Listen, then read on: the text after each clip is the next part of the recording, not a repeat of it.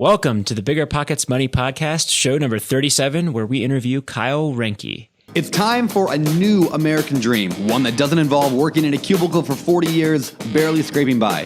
Whether you're looking to get your financial house in order, invest the money you already have, or discover new paths for wealth creation, you're in the right place. This show is for anyone who has money or wants more. This is the BiggerPockets Money Podcast.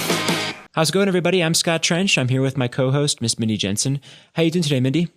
Scott, I am having an awesome day. It's beautiful outside. It's about 85 degrees and just feels awesome. Yeah, I'm very excited to interview Kyle. I mean, what a fantastic episode we have coming up today. I love his story. He is, we got connected with Kyle through David Greene, who is the new co-host of the BiggerPockets Real Estate Podcast. And David said, you know, this guy has a really great story. I talked to him like, this guy has a really great story. I want to get him on the show. We have been going back and forth, and I'm so excited that today we finally connected and had an opportunity to have him on the show. I love what he talks about. The focus of his show is it doesn't matter what you've done in the past. You can still turn your finances around and move towards financial independence. He's 34 years old, so he's not a spring chicken like you, but he's also not super old like me. But he had made some choices that weren't the best financially. He accumulated some student loan debt, some credit card debt, and decided one day, you know what, this isn't what I want to do anymore. Yep. I mean, this episode is applicable to you if you are if you consider yourself a middle-class American person, right? I mean, he earned a middle class, maybe slightly upper middle class income in California, his family, for a couple of years, had a very low savings rate as a result of a large number of liabilities. You know, Rich Dad talks about Rich Dad, Poor Dad, the book, which has been referenced a ton of times. And we assume that you listeners have read. If not, you should probably go read that. But, you know, we talk about accumulating liabilities. That's what he did. He accumulated a lot of liabilities in the form of student loan debt, house payment, car payment, all this kind of stuff. And then he one by one knocked these out and began saving and is on the path to financial independence and is chugging along. I mean, it's just a great story that's applicable to everybody that's a middle-class American with a family. Yeah. You were saying, oh, this is applicable to you if you're, and I'm like, American. Yeah. America is a culture of debt. You got to have the latest thing. You need to buy. So this is a really great show for just about anybody. And something else you just said really inspired me. You said, oh, if you haven't read Rich Dad, Poor Dad, you should. You know, we have these famous 4 questions. And the first one is, what is your favorite finance book? So I'm going to ask the readers, or I'm going to ask the listeners. What is your favorite finance book? Send me an email, money@biggerpockets.com, and just tell me what your favorite finance book is. Let's start a list of all these books that people talk about. Today, specifically, Kyle gives us a book that I've never heard before. So I want to know, you know, Rich Dad, Poor Dad, yes, everybody but me loved it. Richest Man in Babylon, I love that too. But not everybody has read either of those books. So first, read those 2 books and then send me your favorite book. Awesome. Okay. Well, so let's bring in Kyle. All right. Kyle Renke, welcome to the BiggerPockets Money Podcast. How's it going today? It's going great. Thanks for having me, guys. Awesome. Thank you for being here. Yeah. Let's start from the beginning. Can you walk us through kind of where your journey with money begins? Sure. So I'm going to run it back about a decade here because I want to give you a little bit of context. But I graduated in 2006 with my bachelor's degree in English. I was newly married, and my wife and I moved down to Southern California to pursue my dream of becoming a college basketball coach. We had empty pockets, no money in our savings, no assets, and about $15,000 in student loans. My wife enrolled in nursing school at that time at the same university that I was working at. And I also started pursuing a master's degree. So we took out about another $25,000 in student loans at that time. Well, within about a year of being at that coaching job, my boss, the head coach, ended up getting fired, which meant that as a result, because I'm the assistant coach, I got fired as well. So kind of at that point, I made an internal decision with myself to really start pursuing safety and security in terms of my career choice instead of pursuing kind of my passions and my dreams, which can obviously be in a more unpredictable course. So at that point, my wife and I, we moved back up to Northern California. I found an entry-level tech job to put her through nursing school. And during this time, things were tight. We were living paycheck to paycheck, never really gave much thought to saving or investing. The focus was just to get my wife through nursing school. Our student loans, they were either alternating between being in deferment or paying the minimums. But I still kind of had that entrepreneurial burn, the kind of drive to want to do something different than just kind of sitting in a cubicle all day. So during that time, I actually taught myself to write code and developed a software business where it actually we secured contracts with different athletic programs throughout the U.S., including Stanford, University of Florida. And it was right at about that time where it could have gone well. But this time around, I was more afraid of failure because of the consequences of the last time I took a risk. So I was less inclined to step out and do something challenging this time around. So instead, I hedged my bets and I did what I thought was smart, and I went and pursued another graduate degree, this time taking out about $42,000.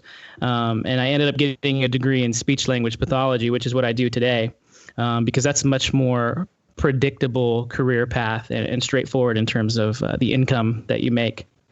Eventually, my wife finished her degree in nursing. We purchased a home. I graduated with my degree in speech pathology, and at last we felt like we could have that stability and security that we were looking for.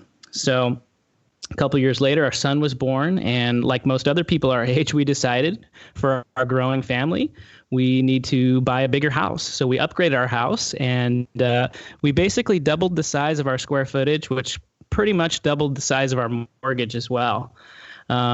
And then we also needed, because it was a new construction home, felt like we needed a nice big backyard with a really nice fire pit and all the amenities. And so we took out about a $12,000 line of credit to build that backyard. So we were both working full time, living in this nice new house.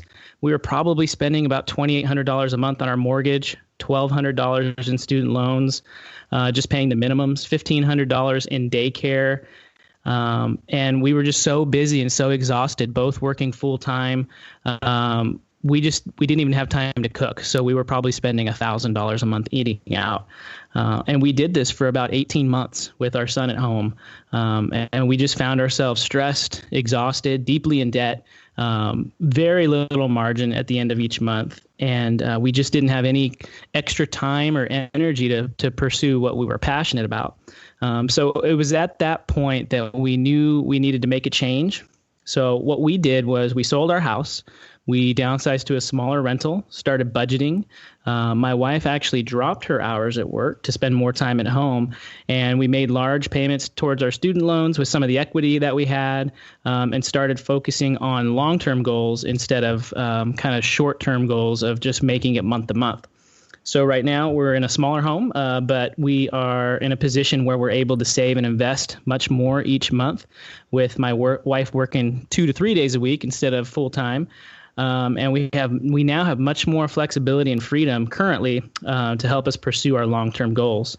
So made this change about 3 years ago, and the last 3 years have been a huge difference for us. Okay, so there was a lot there, and we're gonna have to dive into this chunk by chunk to go through each kind of major piece. Yes. Here. So many themes. So let's go. I mean, it's pretty clear from the first part of it, where you're in school, you graduate from that first job, and you're starting to put your wife through nursing school. Let's fast forward perhaps to right around when you bought that first house and are about to have a child. Is that? Yep. Mm-hmm. So what was your position like then? How much total debt do you have, and how much total income is coming in, and what is your kind of mindset at that point in time? So at about that time, we had about $50,000 in student loans, but I also during that time took out additional $42,000. So we were right at our max of about $90,000 in student loans, and our income was, my wife had just started nursing school, and she was making about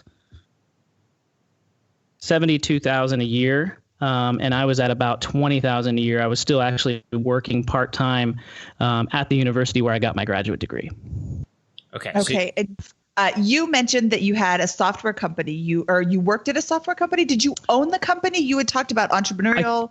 Yep, I created it. So I literally taught myself to code. I have no computer science background, but I saw a need for something within the sports realm and created a software program that actually allows coaches to communicate with their teams. And this was back in 2005, 2006, when, mass text messaging wasn't really a big thing back then.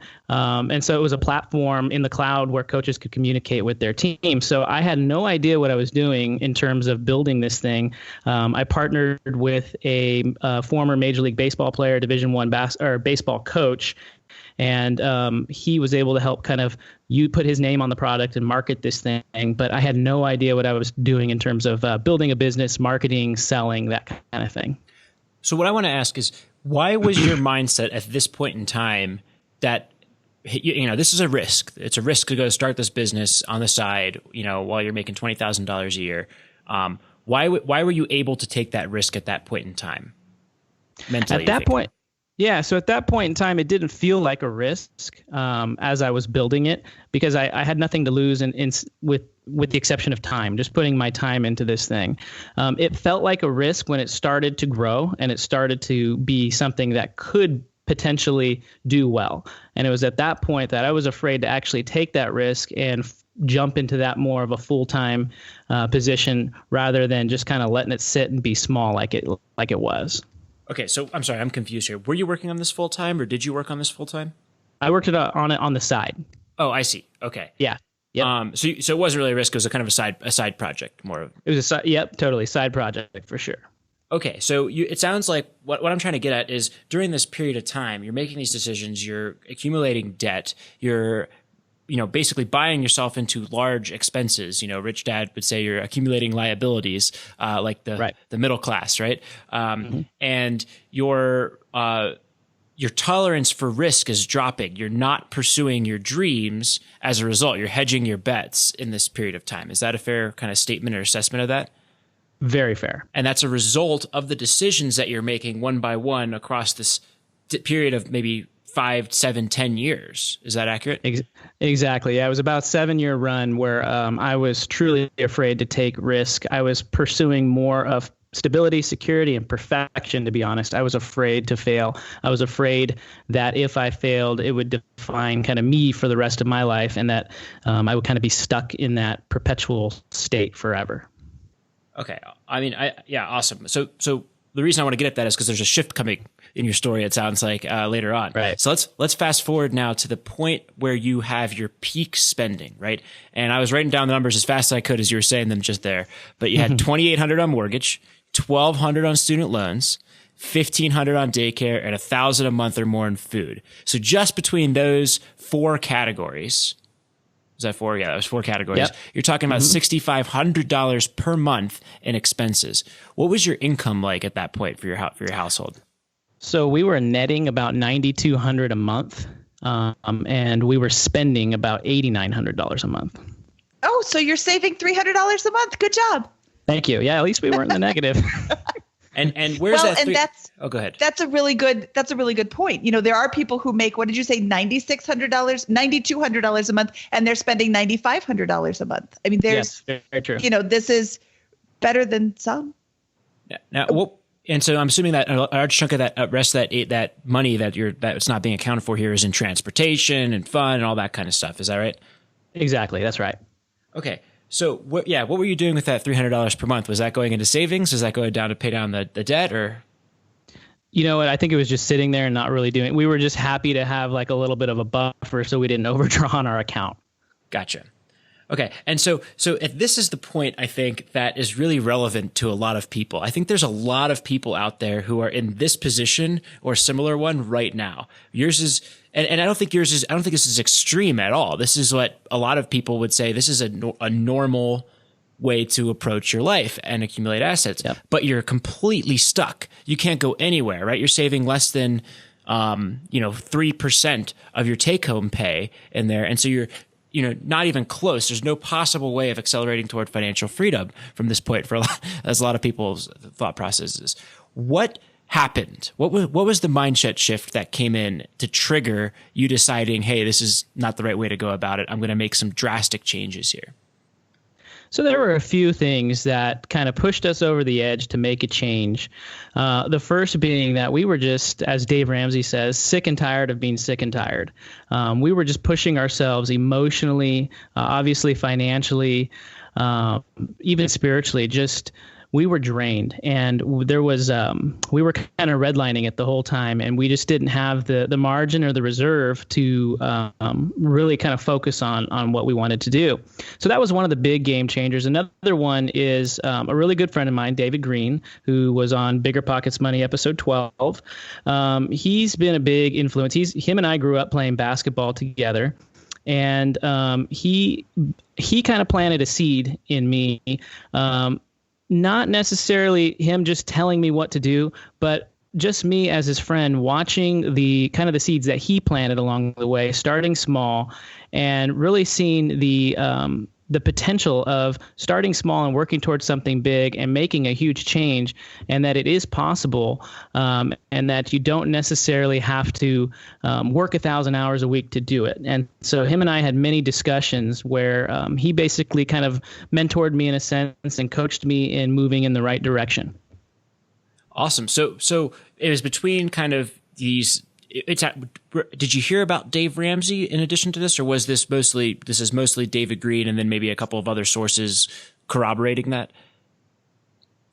Yeah, it was a little bit of everything. It was just kind of different people in our life. So David was one of them, and he had heard of Dave Ramsey, and so he kind of turned me on to that. And so I definitely listened to Dave Ramsey a lot, and then just picking up different financial books at that point, wanting to learn, and kind of feeling like it was something that I could actually do, because that was my fear, is that this isn't just like every other fear that I had that I would fail. This was an area where I thought I could potentially fail too. And so I was afraid to actually make a change at first too. And what year was this? What year did you kind of decide to do this? And then let's walk through the changes one by one that you made to reduce those expenses. So we made this change in at the end of 2015, beginning of 2016. Okay, awesome. And so what does that look like? What were the what's the timeline of the reduction in expenses here and the downsizing your house?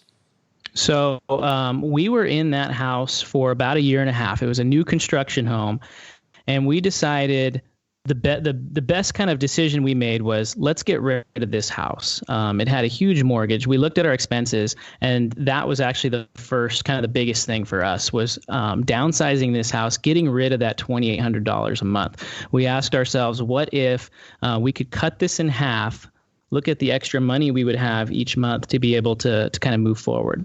So that's the first thing we did, was we sought out a real estate agent, figured out we could sell the house, and we did have some equity in the house, so we knew that we could use that equity to pay off a big chunk of our debt as well, particularly the consumer debt. That's the stuff we wanted to get rid of first because of the high interest rates. So that was the first thing. What year did you purchase the house, and then what year did you sell the house? Good question. So we purchased the house.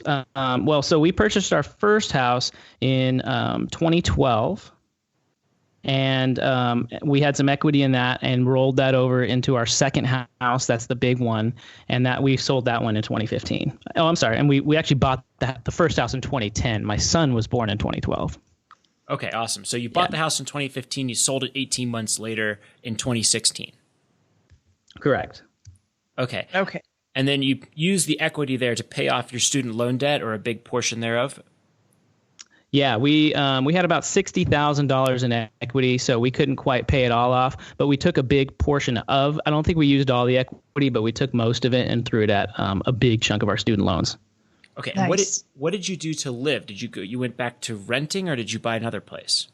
So we actually chose to rent, and the reason we chose to rent is for us, it made more financial sense to kind of take that step backwards as opposed to getting into a slightly higher mortgage. The prices have been rising in California for homes, so we're actually taking advantage of kind of the higher wages in California, but we're also staying at a smaller rent.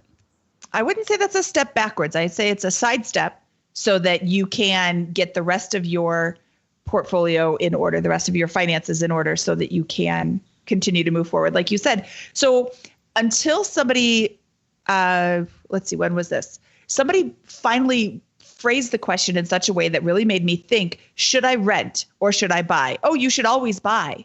No, you shouldn't always buy. Buying in the Bay Area, buying in New York City, buying in these super expensive areas may not be the best choice for you. Yes, you're missing out on the appreciation. You can't guarantee there's going to be appreciation. And you're trading this, potential for appreciation for possibly a lower rent price. In my local area, I can't buy a house for a mortgage that is going to be more than I can rent the house out, or there's going to be less than I can rent the house out for. It's usually about what I can rent. Okay, this is getting confusing. I'm sorry. I can buy a property, but the mortgage is going to be about what I can rent it out for. Well, Mindy, I think like the point you're making though is that just renting a place can be more efficient than buying a place, than paying down a mortgage. Your mortgage at this home was $2,800 per month. What was the rent you paid when you moved? $1,280. So now, you're saving $1,600 or $1,500 a month in cash outflows. Yes, some of that was going to mortgage and loan amortization on your home. And yes, you had the possibility of benefiting from appreciation. But are you benefiting $1,500 a month on average in that appreciation when you could be investing that difference in the stock market or in real estate? I don't know. I think there's a strong case to be made when the numbers are that skewed that you made the correct decision, and one that's going to accelerate you toward financial freedom much faster by downsizing and renting. Right. Yeah, and I think it's hard to make that argument on the other side. Oh, you should have kept your house. No, you're saving this money and you're paying off your debt immediately. At some point, you're going to have to pay off your debt. The longer you have it, the more it's going to cost you. Right. And I would also add, too, that what it did for us was it allowed my wife to cut down her hours in half, and now she's able to stay at home more, and it actually gave us more kind of reserve and energy ourselves, so we're not both burning out. And how much money did you save on childcare costs when your wife is staying home half the time? You were paying, what was it, $1,500 a month in childcare? Yeah. Now you're paying what, $700? Yeah, it comes out to about $800, $880. Yeah. Okay. Still another significant chunk of change that is not going out of your pockets, that can still come out of your pockets and go towards paying down other debt. So you just created $2,200 a month in additional savings, or at least lower expenses with this move. Absolutely. Yep. What else was happening go ahead, Mindy. And how much of the salary, when your wife cut her hours in half, how much less money was she bringing in then? Was she bringing in half as much? I mean, that makes sense. So at her highest, she was making about $108,000 a year, and then she dropped down to about $72,000 the next year, and then in 2016, when we had our second child, she dropped down to about $20,000 because she stayed home with our daughter for a good 6 months. And that's another thing that it gave us freedom for her to stay home, and we didn't have to take out any money from credit cards just to survive for her to stay home. So it gave us that flexibility on that side as well. Yeah, and there's a big offset there against the childcare expenses as well, right? Which is coming into play. Yep, absolutely. And they're pretty high here in California. Yeah. So what was your income during this time? What were you doing for a job? You had mentioned working for your software company, and you had mentioned working for your old college. Correct. So what I was making early on, when I was putting my wife through nursing school, I was making at tops about $27,000 to $30,000 a year. I wasn't taking any salary from the software business that I started. It was all just kind of blood, sweat, and tears and time that was put into that thing. We did keep a lot of the money in the bank, and then when we eventually closed down the company, I took a portion of that. I think it ended up being about $10,000 or $12,000, and this was probably 2 years ago that we took that money and just threw that towards loans. But at the top, I've been ranging about $100,000 a year. Okay. And what do you do for work right now? So, and that's working as a speech language pathologist right now. I work in a medical setting. Yeah. Okay. So and when did you get your degree in speech path? So I got my degree in 2012. 2012. Okay. Mm-hmm. And you're a full-time speech pathologist? So I do that full time. And actually, I recently dropped down from working 5 days a week to 4 days a week, 32 hours a week. Again, because it gives me more freedom and flexibility now to kind of focus on my entrepreneurial pursuits. So now I'm actually working a few days a week with David Greene as a real estate agent. Awesome. Real estate agent comes into play, or real estate comes in. Going back just a step. So we talked about the childcare and housing expense. Were there any other changes that you noticed as well? Did your food budget drop during this period, or anything else going on that allowed you to spend less as a family? That's a great question, Scott. So I would say one of the biggest things that we did, and you hear this a lot, is we actually started doing a budget. Believe it or not, it actually works. And we did the Dave Ramsey, or, I don't think Dave Ramsey came up with it. I think it was some grandmother that came up with it, but we did the envelopes.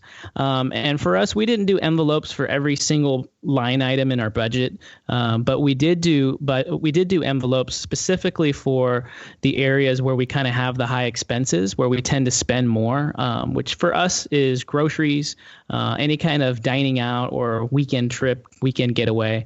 And so using the envelope system has also been a great thing to kind of keep us on track. Nice. And the envelope system, for those who aren't aware, is basically you just write down on an envelope what your budget is for, groceries for the month, and you put in cash into this envelope, right? Or you literally write down the amount of money you're going to put into those categories in these envelopes.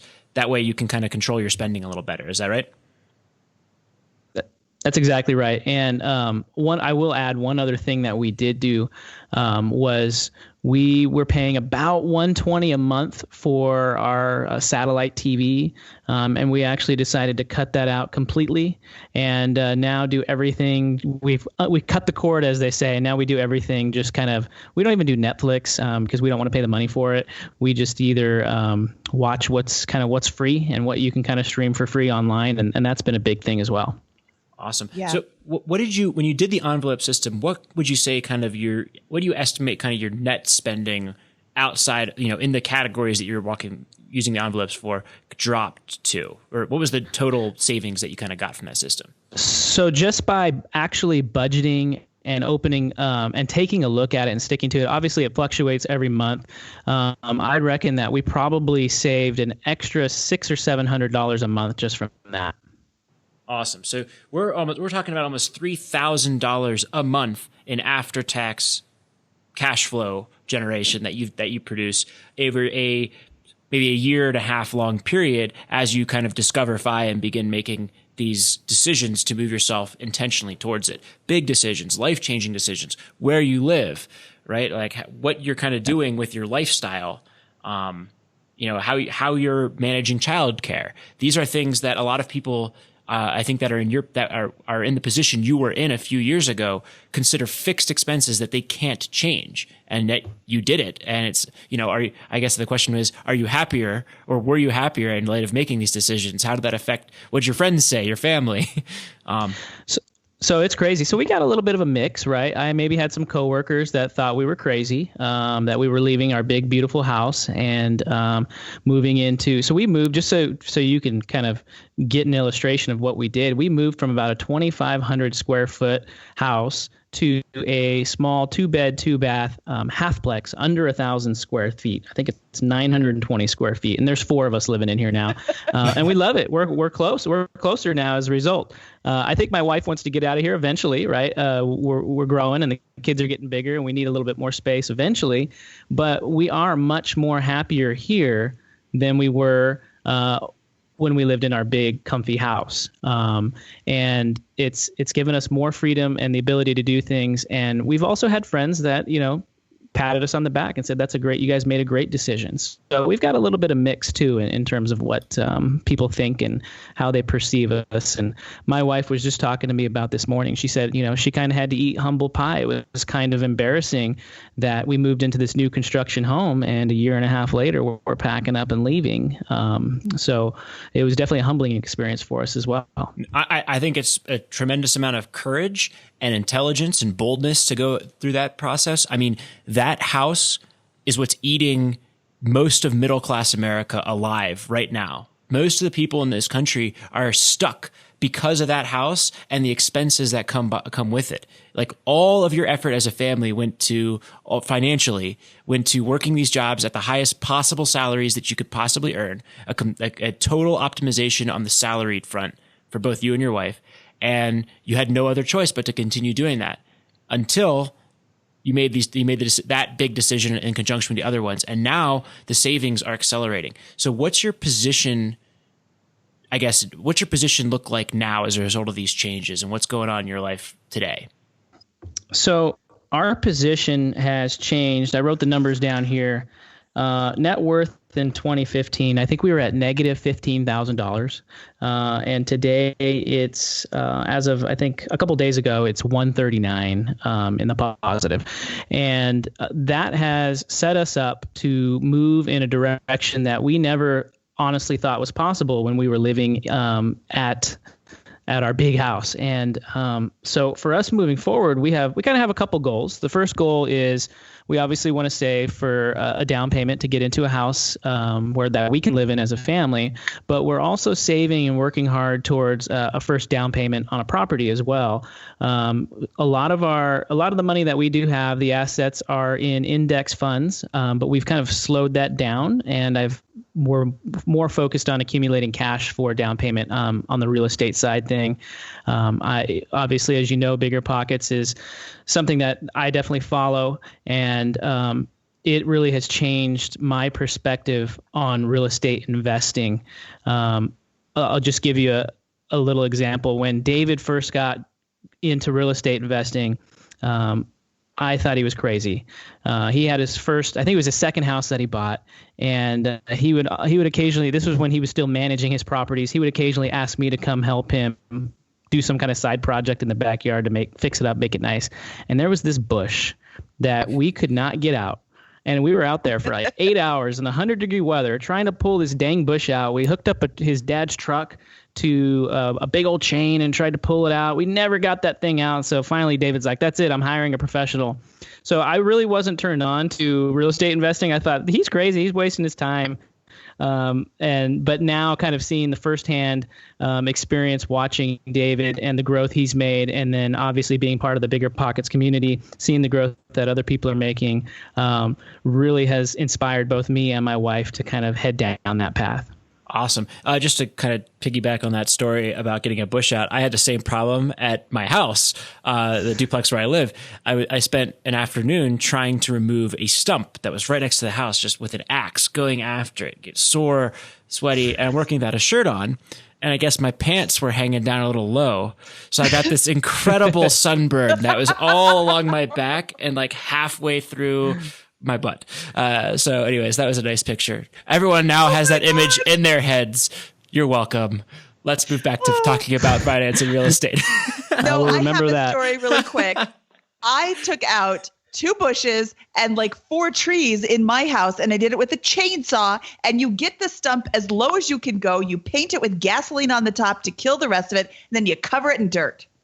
Next time you need help getting a stump out, call me, Scott. I'll help you. So you know the tricks. I do know all the tricks. So I want to go back to your wife who had to eat humble pie and move out of this brand new build. No, anybody who cares is not a true friend. And it doesn't matter what they think about you. You have to do what's best for your own personal self, your family, your finances and your situation. And one of my favorite quotes is from Coco Chanel. She was so sassy. She's a fashion designer, for those of you who don't know who Coco Chanel is, Scott. And she said, I don't care what you think about me. I don't think about you at all. I love that quote. I tell my daughter that all the time, who's going through middle school and all of the pain that goes through that. I hear Coco Chanel's products are very FI friendly. Yeah. Every financial independence person that I know is totally wearing Coco Chanel. She's quite pricey. She's also dead now. So anyway, so that long segue, or that long rant off onto the wrong road. Time and again, we hear from our guests that real estate has either contributed to or even been the impetus behind their financial independence. So you talked about you are starting to work with David Greene and getting your real estate license.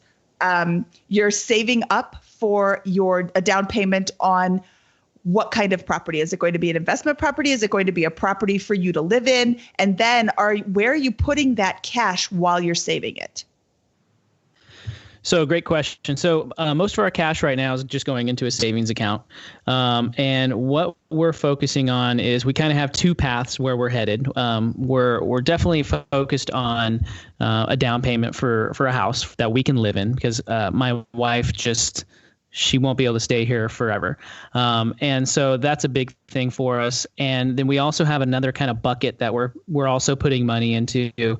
And that's going to be for our first investment property. And where that's going to be, I'm not sure yet. Probably out of state, because I know the out of state expert. And the biggest thing for me really is how much I'm going to learn between the time that it takes me to start saving now versus when I actually make that purchase decision, which is why I've gotten into real estate, which is why I got my license, which is why I'm really trying to come at this with a learner's heart and a learner's brain, in a sense, and just absorb as much as I can before it comes time to pull the trigger.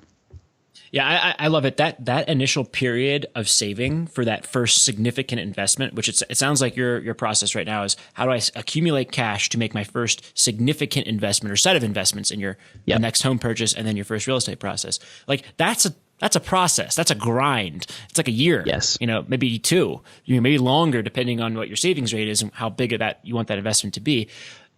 The obvious thing to do in that time period is to continue saving, continue earning, and learn and self-educate as much as you possibly can to give yourself the highest possible odds of success, which I don't know. I just love that mindset going into that grinding process.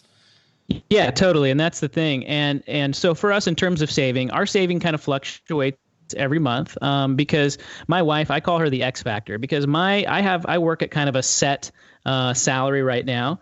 And so she kind of can up or down her hours depending on what's going on with our family. And so she really is our X factor in terms of whatever extra income we get is from her working extra shifts. And so she's really been fired up about this the last 6 or 7 months. So she's been picking up a ton of extra shifts. And so all that extra money that we accumulate, we just throw it into the savings account.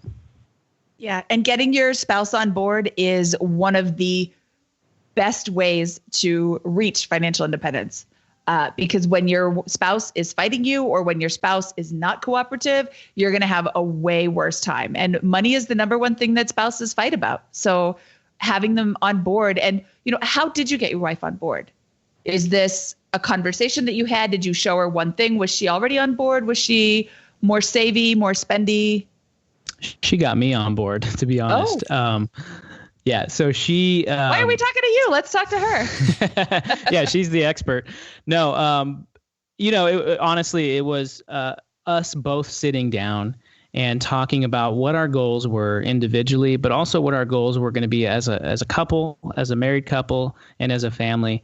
And sitting down and talking about our core values and where we want to be in 5 years, where we want to be in 10 years, where we want to be in 20 years, and then aligning those values with each other to determine, okay, how are we going to get there?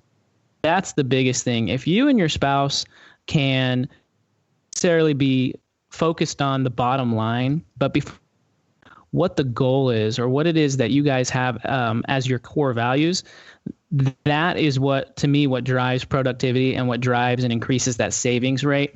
So the more we talk about what we actually care about and where we want to be, that's to kind of keep pushing forward and doing the best for our family. So Kyle, do you and your wife track your spending? Do you use your budget instead of actually writing it down? Or this is the number one thing that we hear from people over and over again is you have to track your spending. Did you start tracking your spending? Totally. Or did you just go to the budget? Okay, let's look at how that worked for you guys. So what worked for us was we definitely watched our budget. So we use Mint mostly to track our spending. And what Katie and I have is we have a monthly kind of financial meeting that we have. And she's not the spreadsheet geek like I am. So she doesn't like to sit down and necessarily talk about it, but she's actually gotten a lot better at it. And so what we'll do is we'll actually sit down and we will discuss how we did that month. How was our performance? What percentage were we over or under in a certain area? And what we can do better the next month to kind of improve that budget area. Again, the areas where we tend to have the most trouble, which is why we do the envelope system, is kind of eating out or kind of entertainment, grocery shopping, that kind of thing. But what we'll also do is we have a monthly balance sheet where we look at our assets and our liabilities and what direction those are headed at as well. Kind of review that. So we look at kind of our short-term goals, how we're doing on that, and then we also look at kind of the big picture item as well. How are we doing overall as a budget? And that's where we can kind of have that open communication and talk about any issues that might be coming up. Okay, so what I hear from you and what I hear over and over and over again from almost every guest we talk to is couples who are on the same page are constantly talking about money. And constantly is not the right word.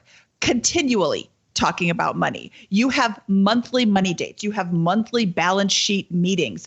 Hiding your head, hiding your finances, not like doing the ostrich thing. That's not going to get you down the path to financial independence. Does everybody want to talk about $90,000 in student loan debt? No, but not talking about it doesn't make it go away. Paying it down makes it go away. Talking about it keeps it in your head. You're like, okay, now I really got to get this out of here. I have to pay this down. I can't stand having this debt anymore.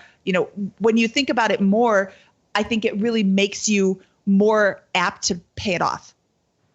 Absolutely. And that's what we did for that 6 or 7 year span was I literally did hide my head. No, I didn't literally do it, but I hid my head in the sand.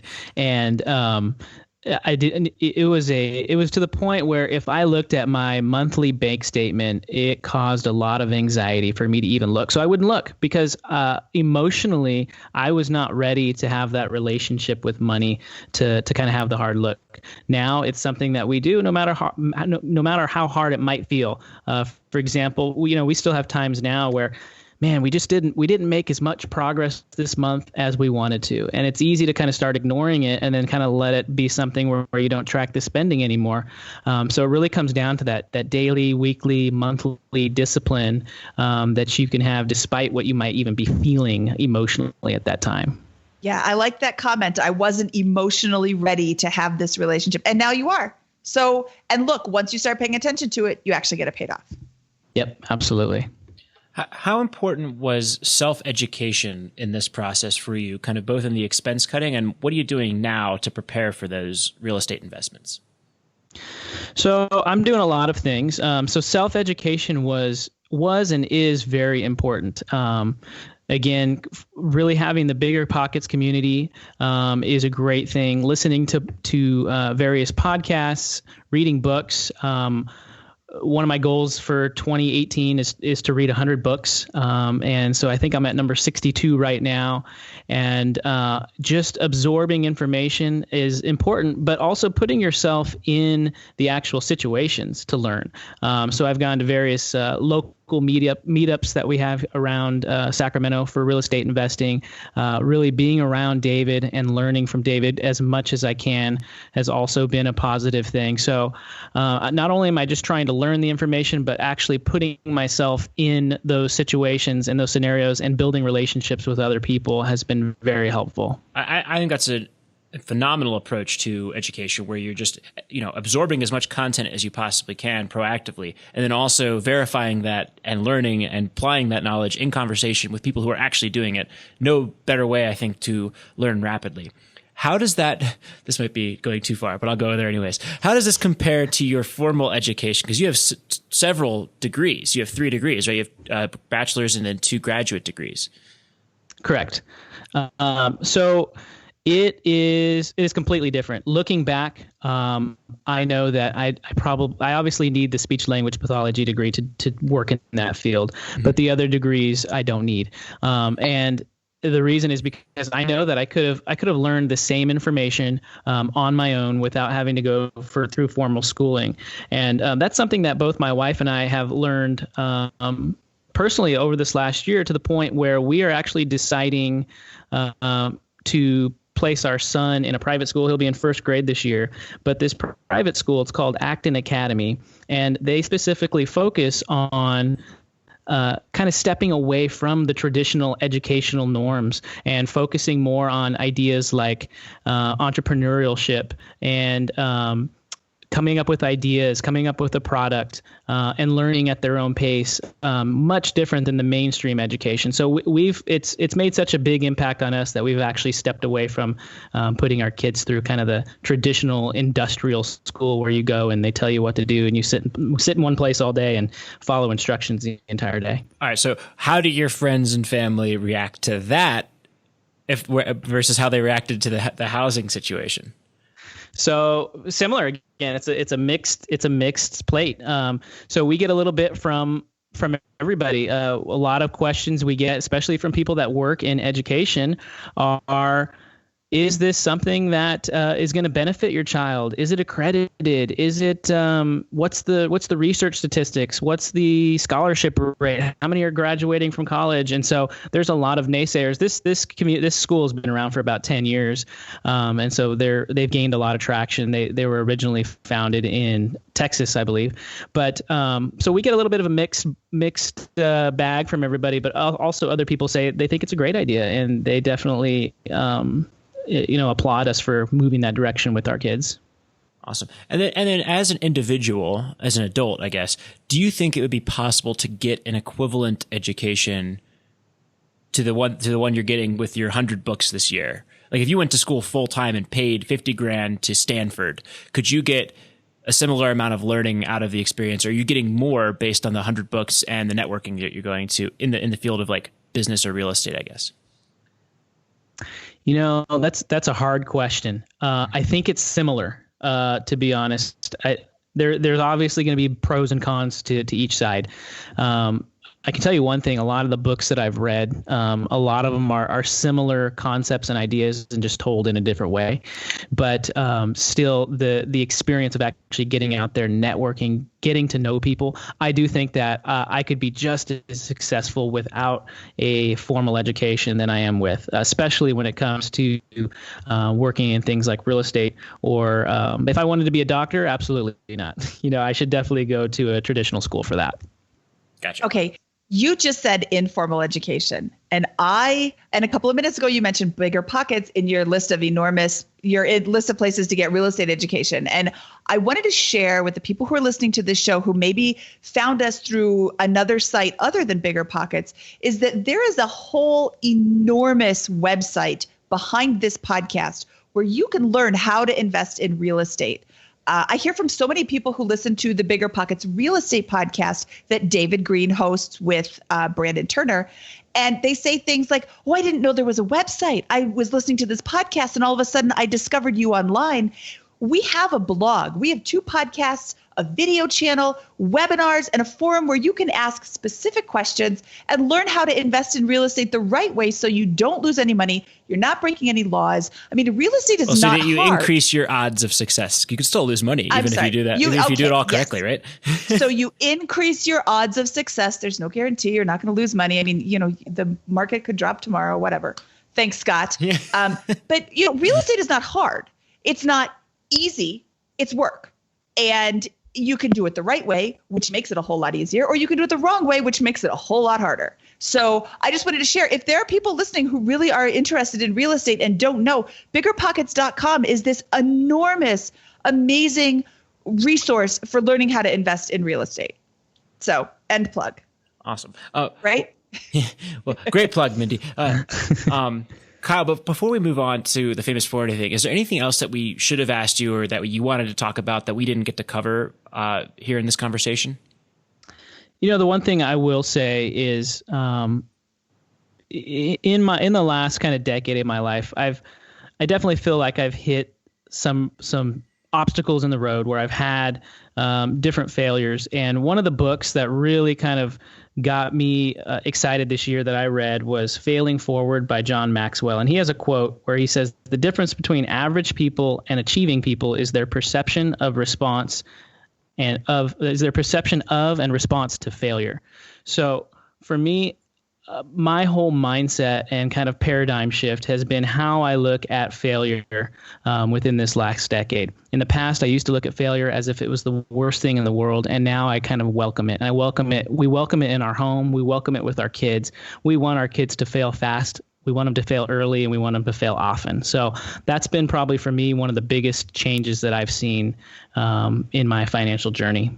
Okay, so before you read that book, was this shift under, and what I want to get at is at the peak of your spending, you were spending, $8,900 and making $9,200. Was your fear of failure lessening? Has it increased before reading this book and kind of, putting it in words? Did that confidence, your ability to take risks, your desire to pursue your goals and dreams and kind of do what you need, you want to go forward, was that increasing as your financial position improved? Did that have an impact on your mindset to some degree? Yeah, that's a great point. It didn't just change from one morning where I woke up and I said, okay, I'm feeling great. I'm going to go swim 2 miles across the Atlantic Ocean or whatever. Instead, it was one small step after the other. And kind of stepping out and doing, I think it was Eleanor Roosevelt who said, do one thing that's scary every day. And it was kind of like that, taking one small step at a time and then seeing some growth from it. Then taking another step and seeing growth to the point now where I'm feeling more comfortable taking big steps and bigger steps and bigger steps. So it wasn't just kind of this overnight snap of the fingers where it just happened, but it was more of a kind of a slow, slow pace of moving forward. Yeah, I mean, why I do what I do, why I love this podcast and my job so much is because I believe that there's a huge correlation between the progress you make financially and the confidence that you as an individual have to pursue your passions, dreams, and whatever it is that you want to make an impact on the world rather than maybe the career that you chose 10 years ago. Right. And that power that comes with that, I think is just so important and so, the word powerful is the same word I just used, but I'll use powerful anyways. That's what this is all about, right? You move your financial position forward so that you can do the things that you want to do and that you believe will lead to a fulfilling life. And that, I think, is really hard to do if you're in the position that you were in a few years ago, where you're spending almost everything that you make and there's not really any wiggle room. And it gets easier and easier and easier as your savings rate increases, as you pile up cash, and as you tack on passive cash flow. So I hope that continues to play out for you over the next couple of years. Absolutely. Yeah, and I definitely agree. Kind of with the more growth comes more confidence. So that's definitely something that I'm looking forward to. And it seems like every few months, there's this new chapter that kind of opens up, and we're excited to kind of walk through that together as a family. Nice. Awesome. Okay. So we are going to switch over to the famous 4 questions now. These are the same 4 questions that we ask every person on our podcast. The first question is, what is your favorite finance book? So there's definitely the popular ones, Rich Dad, Poor Dad, The Richest Man in Babylon. But I'm going to give you a new one today, one that really did open up my eyes. I actually read it this year. It's one of the books that I'm reading. And it's called The Soul of Money by Lynn Twist. And it really, she opens up your eyes to what is your relationship with money? How do you view money, and how are you interacting with money? And it's really been something to me where it's helped me to kind of step back and look at money more of as a tool than as something that was potentially scary or dangerous. That's fantastic. I have not read that one. I'll have to pick it up and check it out. Yeah, I haven't heard that one either. I like these new. I mean, it's nice to have the continued books being recommended. This book was recommended 47 times. Hey, I'm going to pick that up. But I also like hearing these new books that I haven't heard of before. The Soul of Money. Soul, like S-O-U-L. That's correct. Yeah. Okay. Awesome. Well, moving on. What was your biggest money mistake? I'm going to say taking out that line of credit to finance the design and landscape of our backyard when we only had about $300 in margin every month. Did it look nice? It looked very nice. Yeah, it was really well done, very pretty, except the concrete that we put in, it was that stamped concrete. So anytime it gets wet, the kids were like slipping all over the place. I felt like there was a huge liability in the backyard anytime we had kids playing back there. So, but other than that, it was very, very pretty. They'll just bounce off of it. Yeah, exactly. What is your best piece of advice for people who are just starting out? My biggest piece of advice would be that it really is never too late. Part of us, when we decided to kind of take this journey, was it kind of, we were just entering into our 30s, which is young, but, you feel like you're getting older. You're not in your 20s anymore. And part of us felt like it's too late. We're not gonna get to where we want to get. And so why even start? And so my whole thing is that it's not too late to start. You can start at any time, whether you're 30, 40, or 50, because even just taking that start made a drastic change immediately for us. And how old are you now? I don't think we actually discussed. 34 now. 34. Okay. Yeah. Awesome. That's great advice. What is your favorite joke to tell at parties? All right. So what did the what did the janitor say when he stepped out of the closet to scare some people? I don't know. Did he rev his broomstick? Vroom, vroom, vroom? That's not a very good guess. We'll try again later. What is it? Supplies. Okay. There it is. I see. That was great. That's my son's favorite one. Yeah. Oh, and how old is your son? He's 6, and we have a 2-year-old daughter. 6. Scott, 6. His 6-year-old son thought that was a great joke. All right. Well, let's mop this up with the last question then. Oh, my nice. God. He is very quick. Scott, you are very quick, and I'm always impressed at how quick you are. Just, I don't like the jokes. Where can people find out more about you? I'm on Facebook, Instagram, under my name, Kyle Renke, Renke. And I also have a website that I started where I kind of do a little bit of blogging about financial independence, finance in general, a little bit of real estate, just things that I'm learning. And you can find me on those social media pages, Facebook and Instagram, under my name. Okay, KyleRenke.com. And we will include links to all of this in our show notes for this show, which can be found at BiggerPockets.com/moneyshow37. All right, Kyle, thank you so much for your time today. I really appreciated it. And I love your message. It's never too late. It is never too late to start. And, people who might be under $90,000 of student loan debt might feel, oh, I can't ever do this. Well, like I said last week, either whether you think you can or you think you can't, you're right. So switch your mindset. Think you can. Look, Kyle did it. You can do it too. Totally. Well, thanks for having me, guys. It was a lot of fun. Okay. We'll talk to you later. Bye. Bye. All right. That was Kyle Renke from KyleRenke.com. That's KyleRenke.com. Sorry for the awkwardness of the phrasing of that, but you got it. All right. You can listen to that once or twice more and you'll get the URL. Mindy, I thought that was an awesome show. What'd you think? I love Kyle's story, and I love the message from the story. It's just, you can do this too. We had the couple from Planting Our Pennies on the show a couple of weeks ago, and their message was, hey, this can be done by anybody as well. And, so often this is true. Whether you think you can or whether you think you can't, you're right. So start thinking that you can. Take the tips from this show, from episode 32, from episodes 1 through 36, and, start applying them to your life. Track your spending, make a budget, reduce your spending, increase your income. There are so many ways to get this done. Yeah. And I think the other part of it, and I'm going to throw out a little challenge and, be a little mean, I guess, for a second here, but a lot of people aren't going to do this, right? They're going to say, you know what? I'm not going to sell my house. I'm not going to resell my car and buy a less nice car. I'm not going to downsize my house for square footage. I'm not going to, have one of the spouses stay home and watch the kids to save money. I'm just not going to do any of that. And guess what? They're just not going to accumulate investable liquidity. It's just not going to happen. The only way it's going to happen is if they somehow earn a ton more money or they start a business in their extraordinarily limited free time. Most of middle class or upper middle class America that's got these 2 household income with the $80,000 to $100,000 a year per working spouse, and that's spending all their money, just isn't going to go anywhere. And guess what?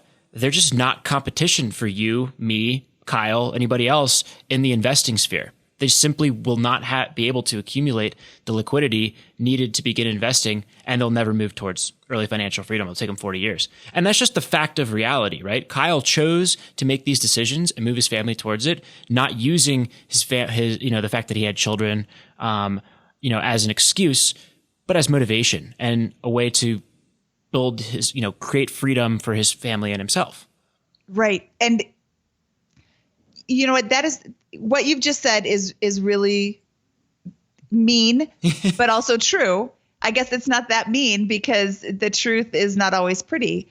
But yeah, it's not going to happen if you don't do something about it. Yeah, I mean, those are drastic decisions that he made one by one over the course of 18 months that really changed his lifestyle. And I'm sure his friends and family had their comments on it, like he mentioned, right? He's talking about not everyone's going to be supportive of it, and it's going to be uncomfortable. It's going to be scary. It's going to be a change. But it's just, if you can't increase your income, if you're not going to come into a huge chunk of liquidity, and you can't reduce your spending, and you can't start a business, you're not going to move towards FI. There's not really any way around it. You have to do some of those things. And the most high probability way is to do, in my opinion, exactly what Kyle did here, and begin with cutting those expenses and preparing himself for entrepreneurship and business and investing.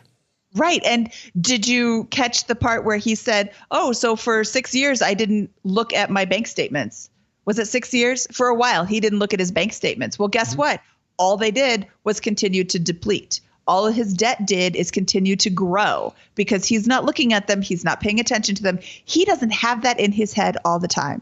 If you are going to ignore the problem is not going to go away. No, but the good news is Kyle is a extraordinarily positive example of how to reverse that trend quickly, build some net worth, and then get prepared to rapidly accelerate towards financial independence because of his savings rate, because of the choices he's made with his family, and because of the fact that he's self-educating 100 books in a year, 60 books already, right? He has, in my opinion, an extraordinarily high probability of rapidly achieving his goal in a way that's fun and gives his family freedom and is enjoyable along the way. I will be very surprised if his income and his business do not dramatically explode over the next 3 to 5 years as a result of the savings rate he's producing and the amount of self-education that he's putting in and the networking that he's doing with his free time. Yes. And what is he doing? He's taking action. He's choosing to make a difference in his finances, and then he's acting upon that choice. And then a few years, everyone's going to say, oh, I could never do that because he earned so much money. The guy has a graduate degree that he got a lot of debt for and is a speech pathologist, right? This is not like a, like incredibly lucrative career. It's a good job, right? But over the next couple of years, I bet you, again, his income's going to explode because what he's doing with his agent work, and his investing is going to explode as he continues to read, educate, network, and take action. I mean, and then people are going to be like, oh, well, I could have done it too if I made all this money. But no, it starts here. It starts today. It started 2-3 years ago when he made the first big steps towards this. Anyways, We're rambling on here. So, no, I'm rambling on. Yes. Yeah. We're having a discussion that's just taking a little bit longer. All right. Shall we get out of here today, Scott? Let's get out of here, Mindy. Okay. From episode 37 of the BiggerPockets Money Podcast, where we talk to Kyle Renke from KyleRenke.com. This is Mindy Jensen, over and out.